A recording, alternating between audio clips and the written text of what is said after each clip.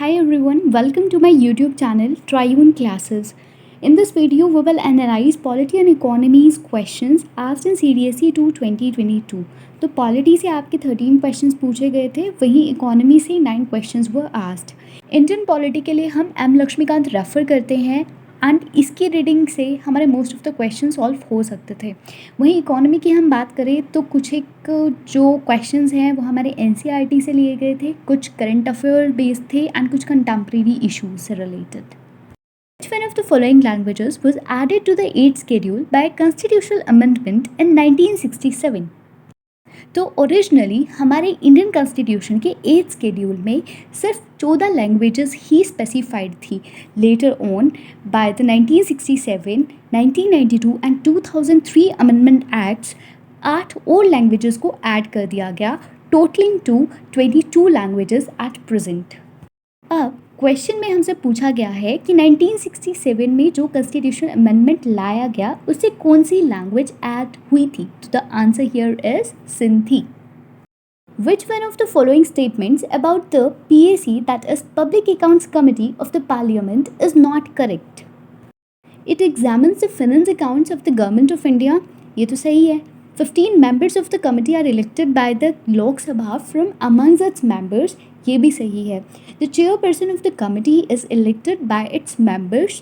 तो ये गलत है and hence our answer option C. Why? Because the chairman of the committee is appointed from amongst its members by the speaker. Consider the following: M.A. Iyengar, G.S. Dhillon, Balram Jhakar, P.A. Sangma. How many of them were the speaker of the Lok Sabha? तो right answer here is option D 4, क्योंकि ये चारों ही हमारे speakers रह चुके हैं लोकसभा के. Consider the following pairs of schedule and content of the Constitution of India. First schedule, third schedule, fifth schedule, ninth schedule. How many of the above pairs is or are correctly matched? तो कितने pairs correctly matched हैं ये देखते हैं. Beginning with the first schedule. सबसे पहले तो अगर schedule पे question आता है, एक निमोनिक याद आ जाना चाहिए तभी. क्या? You might already know, tears of old PM, जहाँ पे टी रिप्रेजेंट करेगा टेरिटरीज़ को और स्टेट्स को, ई रिप्रेजेंट करेगा इमोल्यूमेंट्स को, A for affirmations and notes, R for Rajya Sabha seat allocation, S for the scheduled areas, O for other tribal areas, F for federalist, O for official languages, L for land reforms, D for defection, that is anti-defection law, P for panchayat and M municipalities के लिए. First schedule में ऑथ्स और affirmations के बारे में तो है नहीं, तो वो किस में मैंशन है? हमारे थर्ड शेड्यूल में. थर्ड शेड्यूल का वी ऑलरेडी नो, तो allocation of seats and Rajya Sabha ये किस में मैंशन था? फोर्थ शेड्यूल में. अब फिफ्थ शेड्यूल का देखते हैं. Provisions related to the administration of scheduled areas and scheduled tribes. This is correct. Okay. Ninth schedule, provisions related to the administration of tribal areas in certain states. नहीं, ये तो हमारा six schedule में mention है. तो ninth schedule में क्या mention है? Validation of certain acts and regulations और लैंड रिफॉर्म्स के बारे में. तो right answer here will be option A 1, as सिर्फ फिफ्थ शेड्यूल वाला मैच सही है. Which one of the following statements is correct? Under Article 21A of the Constitution of India, the state shall provide free and compulsory education to all children up to the age of 11 years. तो नहीं, up to the age of 14 years होगा. तो ये तो हमारा incorrect है. Every religious denomination has got absolute power under Article 26 of the Constitution of India to manage its own affairs in matters of religion. See, एक proverb है, power corrupts, absolute power corrupts absolutely. तो जो rights हैं under article 26 वो absolute नहीं है and are subjected to certain limitations. तो ये भी इनकरेक्ट हो गया. Only religious and linguistic minorities find mention in article 30 of the constitution of India in reference to the right to establish educational institutions of their choice. This one is correct and hence our answer. Option D भी देख लेते हैं कि wrong क्यों है. Parliament can not empower even by law any court other than the Supreme Court of India the power to issue writs within local limits of its jurisdiction. तो parliament empower कर सकता है. In which one of the following states has the president's rule been impose most number of times. So answer here is C, Manipur. Manipur में 10 बार presidents rule impose किया गया था, जबकि बिहार और पंजाब में 8 बार और कर्नाटका में 6 बार। और एक और क्वेश्चन जो आपके माइंड में आना चाहिए दैट इज़ कि for the first time presidents rule को कहाँ इम्पोज किया गया था, ये आप मुझे बताएंगे in the comment section below. The use of electors' photo identity cards, EPIC, by the Election Commission of India was started in which one of the following years? So answer is B 1993.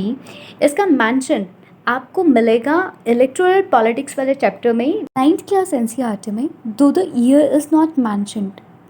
Which one of the following best describes the electoral system to elect the President of India? Answer is proportional representation in single transferable vote system. Which one of the following statements about money bill is not correct? Money bill cannot be introduced in the Council of States. सही बात है. The Council of States has no power to reject or amend the money bill. ये भी सही है. The Speaker of the Lok Sabha has the sole and final power in deciding whether a bill is a money bill or otherwise. ये भी सही है. तो only option left is D. Rajya Sabha के पास पावर होती है to discuss the money bill, साथ ही राज्यसभा रिकमेंडेशंस भी दे सकता है. वो अलग बात है कि उसकी रिकमेंडेशंस एक्सेप्ट हो या ना हो. Which of the following states has और have bicameral legislature? Andhra Pradesh, Telangana, Bihar, Uttar Pradesh. Select the correct answer using the code given below. So यहाँ पे ऑप्शन डी हो जाएगा बिकॉज चारों ही स्टेट्स में क्या है, इनमें बाई कैमरल लेजिस्लेचर हैं. By which one of the following constitutional amendment acts was the Article 21A, right to education, inserted into the Constitution of India? So the right answer here will be 86th Constitutional Amendment Act.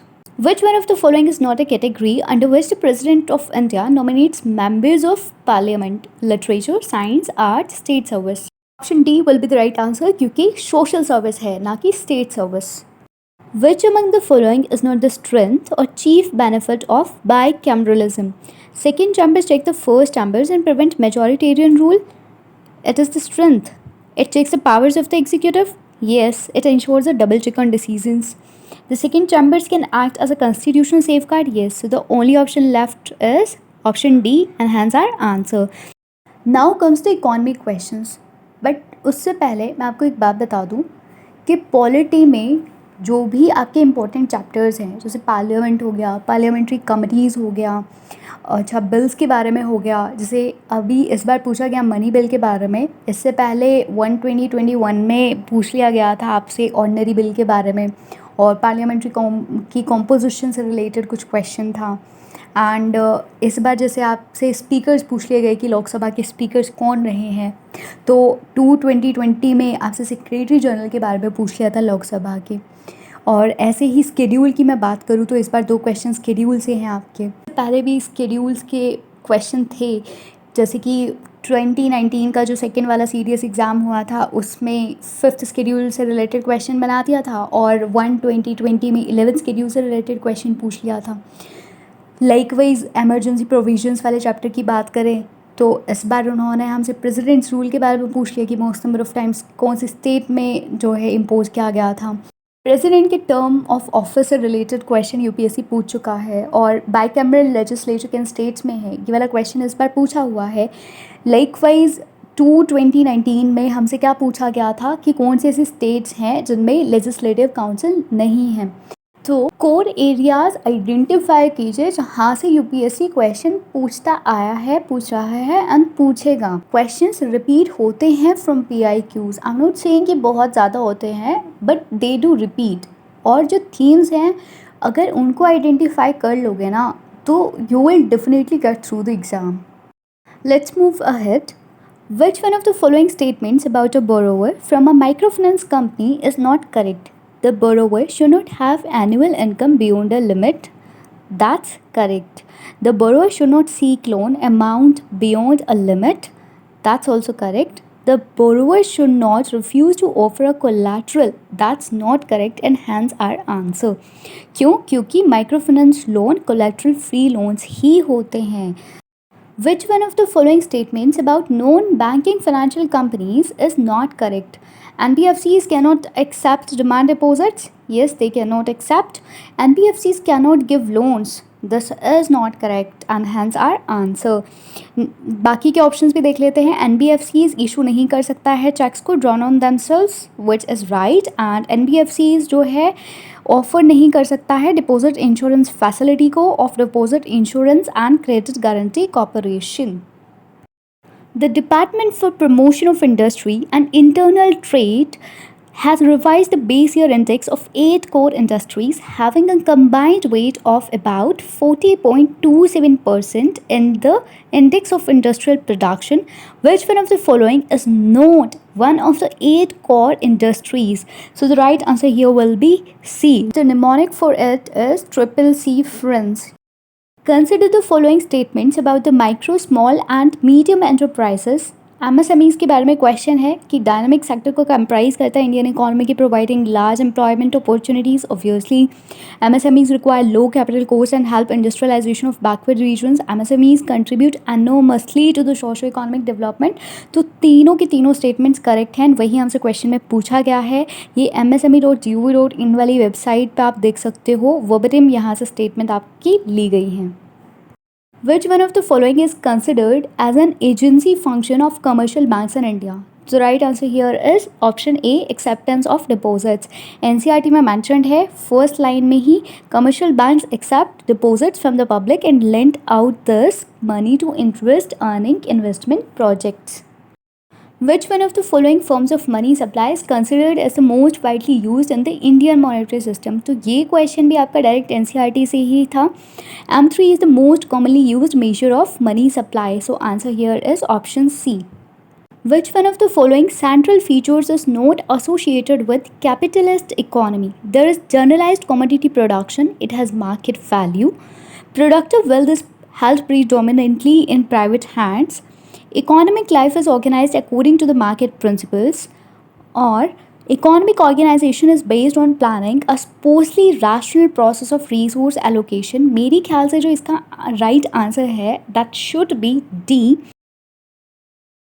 The Insolvency and Bankruptcy Board of India (IBBI) was established in the year 2016. Among the following countries, where did the idea of social market economy emerge in 1950s? So it emerged in Germany. So that's it for today, guys. Okay, मिलते हैं next video के साथ. Take care. Bye bye.